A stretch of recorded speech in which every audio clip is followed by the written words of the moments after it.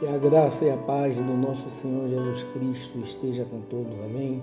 Passando para desejar um dia de paz, de alegria, cheio do Espírito Santo de Deus. A palavra que vos trago hoje se encontra no livro de 2 Timóteo, capítulo 2, versículo 1 em diante, que vai nos dizer assim: Tu, pois, meu filho, fortifica-te na graça que há em Cristo Jesus. E o que de mim entre muitas testemunhas ouviste, confia a homens fiéis que sejam idôneos para também ensinarem a outros. Sofre, pois, comigo as aflições como um bom soldado de Jesus Cristo. Ninguém que milita se embaraça com o negócio desta vida, a fim de agradar aquele que o alistou para a guerra. E se alguém também milita, não é coroado se não militar legitimamente. O lavrador que trabalha deve ser o primeiro a gozar dos frutos. Considera o que digo, porque o Senhor te dará entendimento em tudo. Lembra-te de que Jesus Cristo, que é da descendência de Davi, ressuscitou dos mortos segundo o meu evangelho, pelo que sofro trabalhos e até prisões, como um malfeitor, mas a palavra de Deus não está presa. Portanto, tudo sofro por amor dos escolhidos, para que também eles alcancem a salvação que está em Cristo Jesus, com glória eterna. Palavra fiel é esta, que se morremos com Ele, também com Ele viveremos. Se sofremos, também com Ele reinaremos. Se o negamos, também Ele nos negará. Se for infiéis, Ele permanece fiel, não pode negar a si mesmo. Amém, meus irmãos? Esta palavra se encontra no livro de 2 Timóteo. Na segunda carta de Paulo, Paulo aqui vai dar algumas instruções para Timóteo. Timóteo, que era seu filho na fé. Paulo estava aqui sendo agora conduzido à prisão, mas Paulo teve o cuidado. Paulo estava preso, mas teve o cuidado de escrever algumas cartas, alguma da sua epístola, para deixar para a geração futura. Paulo agora chama Timóteo, que era um jovem, um jovem ali que estava iniciando, mas que tinha muita convicção no que ele queria. Paulo vai chamar Timóteo e vai instruir. Paulo estabelece um modelo para a preservação e a transmissão do Evangelho. A doutrina apostólica deve ser passada e sucessiva geração, sem acréscimo ou alterações. Paulo está estabelecendo algumas regras ali para Timóteo, para que ele possa encontrar homens fiéis para passar a palavra. No versículo 1 do capítulo 2, Paulo vai falar: Tu, pois, meu filho, fortifica na graça que há em Cristo Jesus. Paulo estava ali findando seus dias na terra. Paulo sabia que ele ia ser decapitado, mas Paulo foi um revolucionário do Evangelho. Paulo tirou o cristianismo do centro do judaísmo e levou aos confins da terra.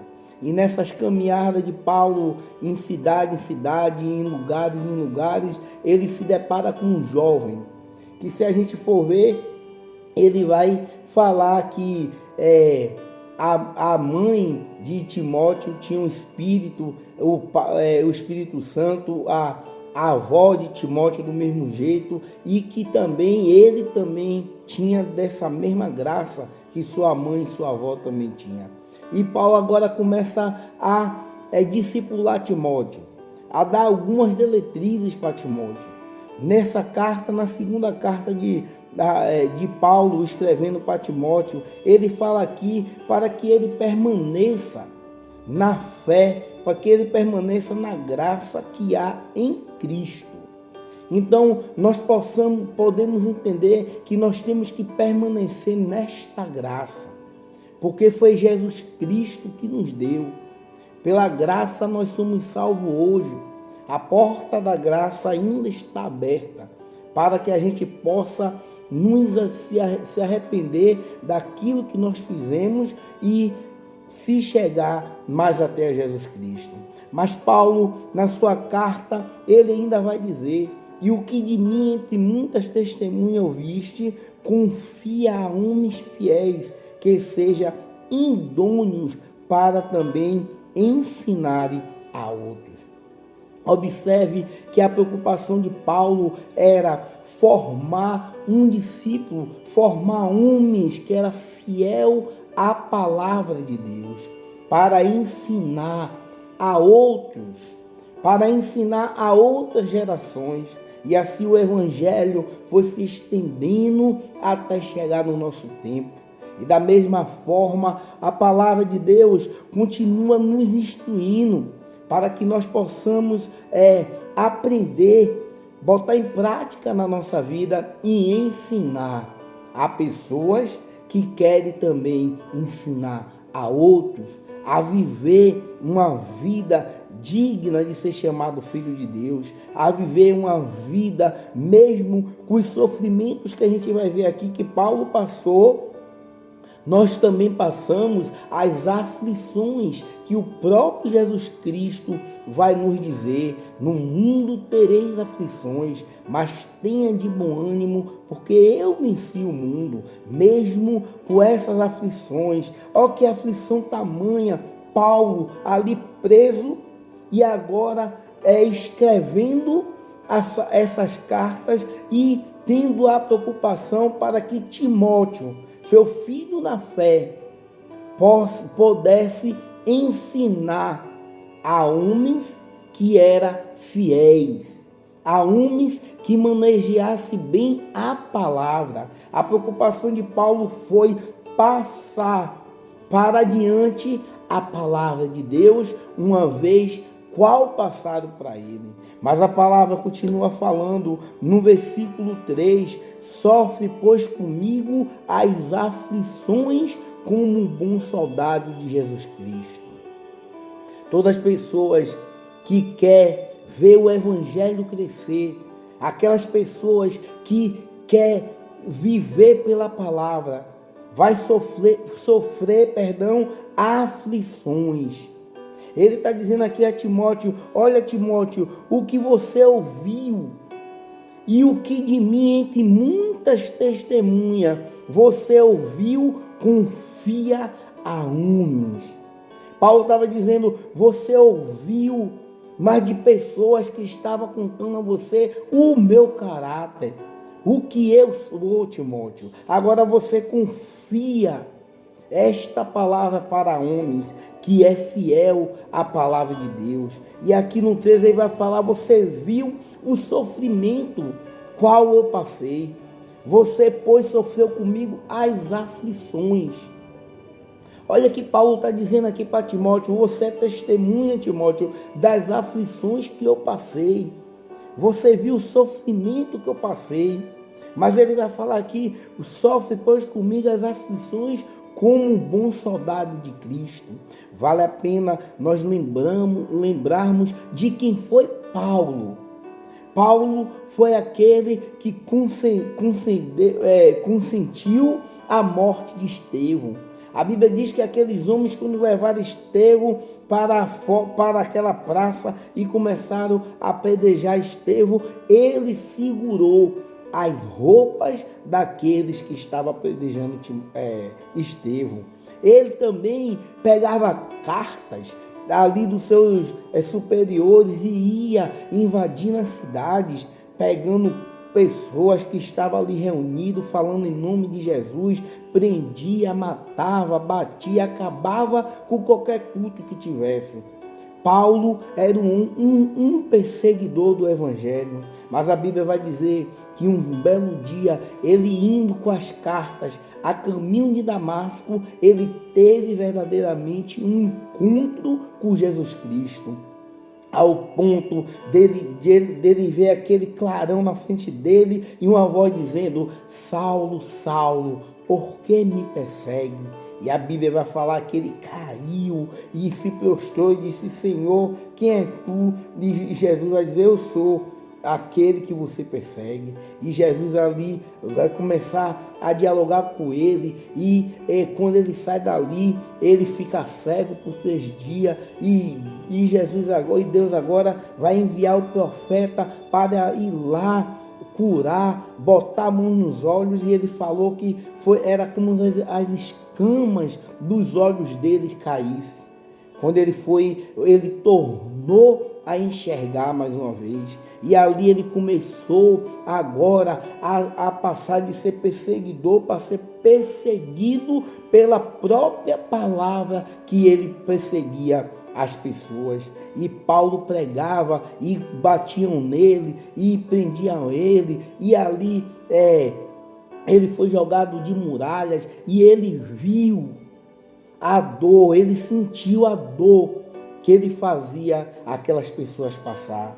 Agora Paulo está aqui em uma prisão escrevendo suas cartas para que o Evangelho de Jesus Cristo pudesse chegar a homens e mulheres que dá valor à palavra de Deus. E chegou o nosso tempo. E chegou até nós estas verdades. A palavra de Deus agora invade a minha e a sua vida. E agora nós temos que dar continuidade.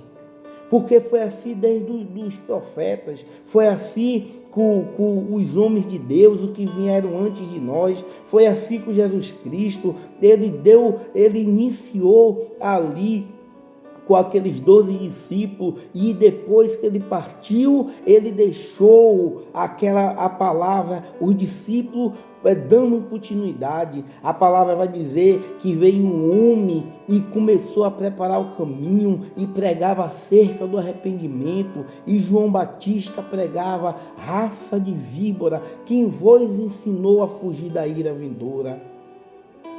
Quem foi que ensinou a fugir? É chegado o reino de Deus. E aí a palavra diz que João Batista batizava ali no Jordão, e foram homens perguntar: quem és tu? Tu és Elias? Ele não. Tu és o Messias? Ele não. Tu és profeta? Ele disse não. Então quem é você para que eu diga que mandou lhe perguntar? E ele vai dizer: eu sou a voz que clama no deserto. E outra feita vieram pessoas para falar com ele: João, aquele que você batizou, está batizando mais do que você. E ele vai se levantar e dizer: é necessário que ele cresça e que eu diminua. Quando ele tem um encontro verdadeiro com Jesus Cristo, ele vai dizer que não era digno de amarrar a sandália dos pés. Então, João Batista pregava acerca do arrependimento. Jesus Cristo veio e deu continuidade, pregando o amor e o arrependimento. O discípulo foi e deu continuidade, e veio Paulo e deu continuidade, e esse evangelho chegou até nós. E o que nós vamos fazer? E o que é que nós estamos fazendo? Se não dando continuidade à palavra de Deus para chegar até homens e mulheres fiel, idôneas, que têm compromisso com a palavra, que têm o caráter transformado pelo caráter de Jesus Cristo, que têm uma vida transformada pelo poder de Deus. É por isso que Paulo vai dizer aqui: sofre, pois, comigo as aflições como um bom soldado de Cristo. Ninguém que milita se embaraçar com negócios desta vida, a fim de agradar aquele que o alistou para a guerra. e se alguém também milita, não é coroado, e se não militar legitimamente. Mas a palavra vai falar, num 6, ele vai dizer: o lavrador que trabalha deve ser o primeiro a gozar dos frutos. Não é verdade? Aquele lavrador, aquele que está ali plantando seus frutos, quando ele vê aquela árvore que ele plantou dando um fruto, ele é o primeiro a pegar aquela árvore e experimentar, para saber se aquela manga, se aquela jaca, se aquela maçã, se aquela uva é doce, é de boa qualidade. Ele é o primeiro a chegar lá na árvore e tirar o fruto e provar antes de vender, antes de dar para alguém. Aqui Paulo está dizendo: o lavrador que trabalha deve ser o primeiro a gozar dos frutos. Quando a Bíblia vai dizer: eu sou a videira e meu pai é o lavrador, é o agricultor. Lá em João 15, quando ele vai dizer que ele é a videira, ele vai dizer: o meu pai é o lavrador. Em outra tradução, é o agricultor. E toda árvore, todo galho que está em mim, este limpa para que dê fruto, mas aquele que não está é cortado e lançado ao fogo. E é os frutos que nós temos que colher, os frutos do Espírito Santo, que habita em nós. É a palavra, é o louvor, é o discernimento de espírito, é os dons que Deus nos dá, que nós temos que fazer com que abençoe a vida das pessoas. Porque tudo que Deus nos dá, não só tirando a salvação, que ela é individual, cada um vai prestar conta de Deus por si mesmo, mas tirando a salvação, o que Deus nos dá, nós temos que compartilhar. Até o processo da salvação, nós temos que mostrar às pessoas que Jesus Cristo transforma, salva e liberta. É isso que Paulo está dizendo aqui. Olha, Timóteo, o lavrador que trabalha deve ser o primeiro a gozar do fruto. Considera o que digo, porque o Senhor te dará entendimento em tudo. Olha que ele está dizendo: Timóteo, permaneça nos ensinamentos, porque quem vai abrir o seu entendimento é o Senhor. É o Senhor, meus irmãos, que faz com que, é o Espírito Santo, que faz com que nós pegarmos nossa Bíblia e abrir num salmo, num versículo, numa passagem e entender o que a palavra de Deus está querendo falar conosco. É entender que nós temos que agora viver uma vida regada pelo manancial que é a Bíblia. É entender que tudo que o mundo tem para nos oferecer é resto, é imundícia, é tudo aquilo que vai fazer com que nos separamos do amor de Cristo. Lá em 1 João, ele vai nos dizer: filhinho, não ame o mundo, porque o amor do Pai não está no mundo. Quem ama o mundo não ama o Pai. Porque ninguém pode ser amigo do mundo e amar a Deus. Porque nós vivemos na contramão daquilo que o mundo tem para nos oferecer. E Paulo dá agora estabelece alguns modelos para a preservação e transmissão do Evangelho, para preservar e transmitir o Evangelho. Ele vai falar aqui, Paulo lista os deveres árduos de um ministro cristão, com as metáforas de um soldado, um atleta e um lavrador. Paulo está agora aqui ensinando a Timóteo como é que ele tem que ser, como é que ele tem que se comportar. E esta mesma palavra vai nos dizer que Deus é que nos dá todo o entendimento. Quando ele fala, considera o que eu digo, olha que a palavra está dizendo para mim e para você, para que eu e você consideremos o que Deus nos diz. Para que eu e você considere o que a palavra está nos dizendo. Por quê, meu irmão? Porque o Senhor te dará entendimento. Quando eu considero essas verdades na minha vida, eu vou entender o que esta verdade quer que eu faça. Esta verdade quer me libertar. Por isso que eu considero o que a palavra está dizendo, para eu ter uma vida liberta pelo sangue de Jesus Cristo. A palavra vai dizer, conhecereis a verdade e a verdade vos libertará. Se verdadeiramente o Filho do Homem te libertou, verdadeiramente sereis livres. Então nós somos livres, meus irmãos, porque esta verdade nos libertou. E quem é a verdade? O próprio Jesus vai dizer que Ele é o caminho e a verdade e a vida. O próprio Jesus Cristo vai dizer que Ele é a verdade. E nós temos que entender que esta verdade, a verdade é o que está escrito na palavra de Deus.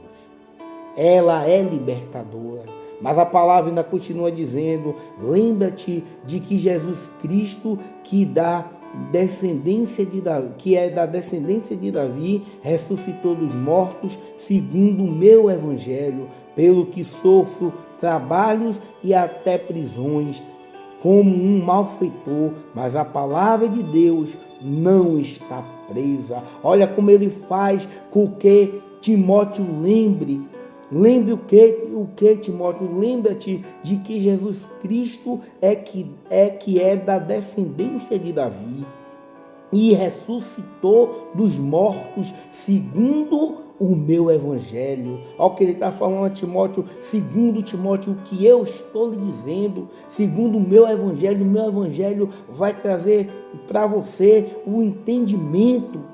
Ele que é, quem é Jesus Cristo, que é da descendência de Davi. Lembra-te disso, pelo que eu sofro trabalhos e prisões. Olha como eu falei, Paulo dizendo, eu estou sofrendo muitas coisas aqui, estou até na prisão, como um malfeitor. Ele se coloca na posição de um malfeitor. Pegaram Paulo e fizeram dele um malfeitor, um ladrão. Essas pessoas aqui agora tratam Paulo como um malfeitor, porque ele estava pregando a palavra, ensinando aquilo que Jesus Cristo mandou ensinar. Paulo estava agora sendo preso na qualidade de um malfeitor, mas ele vai dizer bem para mim, para você, mas a palavra de Deus não está presa. Ele poderia estar atrás daquelas grades, dentro do calabouço, ali preso, sem poder se movimentar, sem ter o direito de ir e vir, mas a palavra, meus irmãos, não estava presa, porque ele poderia escrever e alguém poderia passar de um para o outro e ele continuar falando as verdades através daqueles pergaminhos que hoje nós temos como Bíblia. Paulo está dizendo aqui para mim e para você, olha, eu posso estar preso, meu corpo pode estar preso, mas a palavra de Deus não está presa. A palavra de Deus, ela liberta aqueles que andam presos no pecado, aqueles que andam presos nos seus próprios deleites, aqueles que andam presos, acorrentado numa vida pecaminosa, na prática do pecado. Paulo está dizendo, a palavra de Deus é que liberta. Agora, Paulo está falando em outro sentido. Talvez eu e você vê pessoas indo e vindo, mas está presa na sua vida espiritual, ali servindo a quem não é para servir, servindo a deuses feitos por mão de homem, servindo um entendimento que não é da palavra, que não foi o Senhor que colocou entendimento na mente deles, mas o entendimento que o homem está falando, o entendimento que eles acham que é certo, mas aqui a própria palavra vai dizer, considera o que eu digo, porque o Senhor te dará um entendimento em tudo. E aqui no versículo 9, ele vai falar, olha, pelo que sofro trabalhos e até prisão como um malfeitor, mas a palavra de Deus não está presa. É esta palavra que nós temos que professar a essas pessoas que andam presos na escravidão dos seus pecados, num vício, num copo de cerveja, num cigarro, em drogas. Essas pessoas estão presas nos seus próprios entendimentos, e Paulo está dizendo aqui, olha, a palavra de Deus é que liberta. Olha, Timóteo, ele vai falar aqui, no versículo 2, e o que de mim, entre muitas testemunhas ouviste, confia a homens fiéis que sejam idôneos para também ensinarem a outro. É a palavra que vai fazer com que essas pessoas se libertem. Mas ela só vai só vai libertar se ela for proferida pelos homens e mulheres que é idôneos, que dá crédito a essa palavra, que não está preso nos seus próprios deleites, mas que é a palavra que liberta. É a paz que excede todo entendimento. A paz que o próprio Jesus Cristo nos dá. Ele nos dá esse entendimento. É Ele que nos dá a sabedoria para que eu possa pregar, falar, discipular, evangelizar e dizer que Jesus Cristo é o Salvador do mundo. E a palavra continua dizendo, portanto, tudo sofro por amor dos escolhidos, para que também eles alcancem a salvação que está em Cristo Jesus, em glória eterna. Olha que Paulo está dizendo, tudo isso que eu estou sofrendo aqui tem uma finalidade. Eu estou sofrendo, eu estou preso, eu estou sendo tratado como um malfeitor. Eu vou ser decapitado, mas aqui tem uma finalidade. Portanto, tudo sofro por amor. Paulo está dizendo que ele está sofrendo, mas por amor aos escolhidos. Aí se cumpre o que João 15,16 diz, não foi vós que escolheste a mim, mas eu escolhi a vós para que dê frutos e frutos duradouros. E Paulo está dizendo, eu sofro por amor aos escolhidos, por amor a mim, a você, meu irmão, que Deus nos escolheu. Paulo sofreu também. Por que, Paulo? Para que também eles alcancem a salvação que está em Cristo Jesus.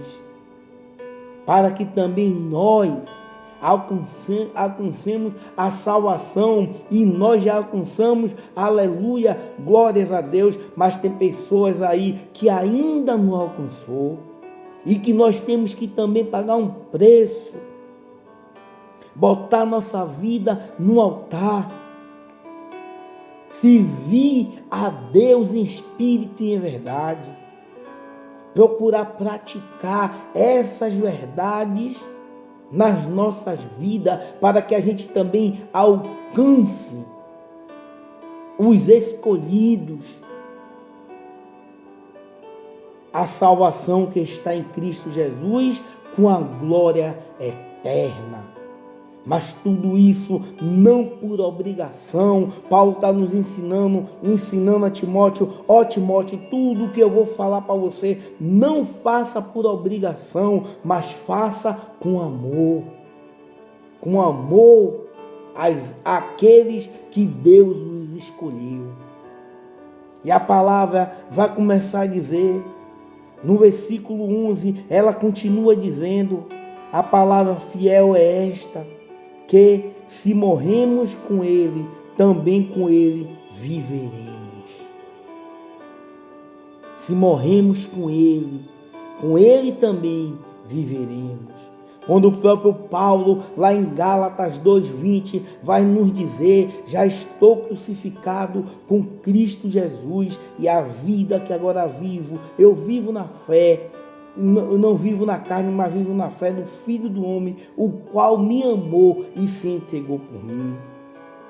Nós temos que crucificar a carne, a consciência dos olhos, a consciência do coração, o desejo dos olhos, o desejo do coração, para que nós possamos viver uma vida na fé daquele que nos amou primeiro. E aqui Paulo está dizendo, a palavra fiel é esta. Qual, Paulo? A palavra de Deus. Esta é fiel. Que se morremos com ele, o porquê ele fala morremos, matando todos os dias nosso eu. Morrer para o mundo e viver para Cristo. Com ele também viveremos. Quando nós escolhemos a não fazer a vontade da carne, nós estamos mortificando a carne. Quando nós escolhemos ouvir a voz do Espírito Santo, nós somos vivificados pelo Espírito, nós estamos vivendo para Cristo. Quando nós escolhemos a não fazer aquilo que não agrada a Deus, nós estamos morrendo para o nosso eu e tendo uma vida de santidade para com Cristo. Mas a palavra ainda vai nos falar no verso 12, se sofremos também com ele, reinaremos, e se o negamos também, ele nos negará. Olha como Paulo vai dizer aqui, olha, se sofremos também com ele, reinaremos, mas se negamos a esse Jesus Cristo, ele também nos negará. E ele finaliza no verso 13 dizendo, se formos fiéis, ele permanece fiel. Não pode negar a si mesmo. Se formos infiéis, Paulo está dizendo, olha, mesmo se nós formos infiéis, mesmo que eu e você não seja fiel, Paulo está falando, ele permanece fiel. Por que, Paulo? Porque não pode negar a si mesmo. Jesus não pode negar a ele mesmo, porque ele é fiel. A palavra é fiel. Ele é fiel no que ele diz. E Paulo está nos convidando a viver uma vida fiel a ele. Uma vida em santidade. Uma vida liberta, porque a liberdade não é nós fazemos o que nós queremos fazer, a liberdade é ter o nosso nome escrito no livro da vida, a liberdade é eu poder escolher as coisas ruins, mesmo que a carne puxe para este lado, e as coisas que vivificam o espírito, e eu escolher fazer aquilo que agrada a Deus. Isso é liberdade. Não é eu ir para lugares, viajar e ter uma vida presa nos meus pecados. Mas liberdade é ter a certeza de que o Filho do Homem me libertou verdadeiramente. E Paulo instrui a Filipe, fala para Filipe viver uma vida em santidade, viver uma vida como ele viveu, viver uma vida ensinando a palavra a homens fiéis, que vai passar a palavra para outro. Meus irmãos, que nesta manhã o Espírito Santo possa visitar as áreas da minha e da sua vida que precisa ser liberta pela palavra. Que o Espírito Santo de Deus possa completar no nosso coração o que faltou nesta manhã. Que o Senhor Jesus Cristo nos dê um dia abençoado. Em nome de Jesus Cristo. Amém.